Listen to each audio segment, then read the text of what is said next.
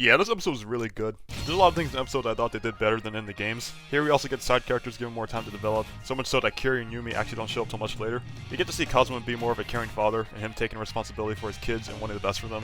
He's actually choosing to be involved in finding the 10 billion yen, which I thought was great considering that he is now an ex-Yakuza. When it cuts back to 1995, we see the death of Miho, and how her loss is tragic and devastating for Kiryu, Nishiki, and Yumi. And this is where we get to see Nishiki's turn, just like how he did in the games. In this show, his turn felt more slower and appropriate, and how he was settled by Dojima, believing he could save Miho's life. The betrayal definitely felt more personal, especially knowing that we get to see Miho as an actual character in the show, and I actually feel for Nishiki when she dies.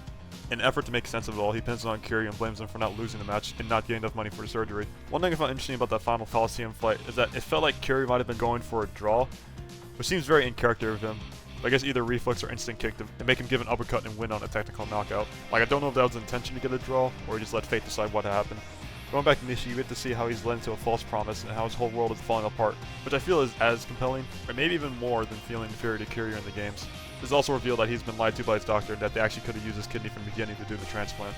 In this show, seeing the full development and loss of Miho really made it feel more believable and convincing, in some ways more emotional than what it is in the games. Once she dies, the world between Kiryu, Nishiki, and Yumi falls apart, and the dynamic in 2005 makes more sense. So much so, they go back to blaming Kiryu for him wanting to join the Yakuza in the first place. In this episode, I also thought that Kento Kaku's performance as Nishiki and Yumi Kawai's performance as Yumi was really good. At the end of the episode, Yumi breaks down having felt the weight of all the losses she had to endure. The loss of Miho, loss of Aiko, Nishiki, and her mother at a young age all comes crumbling down for her in a really dramatic and sensational performance. Her whole world fell apart besides Kiryu, who's the only person that she can confide in.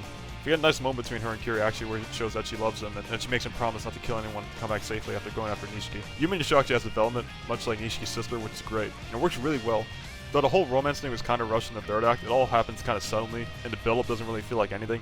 It just kind of happens. It's sort of similar to the games where Nishiki suddenly loves Yumi for some reason out of nowhere. The romance between Kiryu and Yumi was also kind of rushed, but once it happens, it takes enough time to sit and settle, and they do genuinely have some sweet moments. This little montage in the end shows Nishiki on his way to kill Dojima with Kiryu trying to stop him and Yumi breaking down. I liked it, but it felt like a rushed way to conclude things, especially after all the drama that happened before.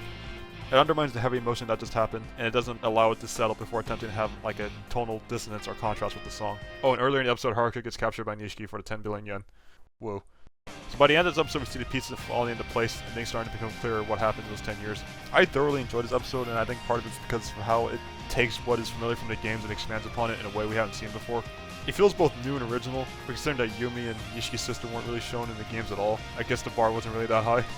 I do appreciate this episode for giving it time and development necessary for these characters to make us actually feel for them by the end of it, which I thought was a perfect way to set up things before the finale.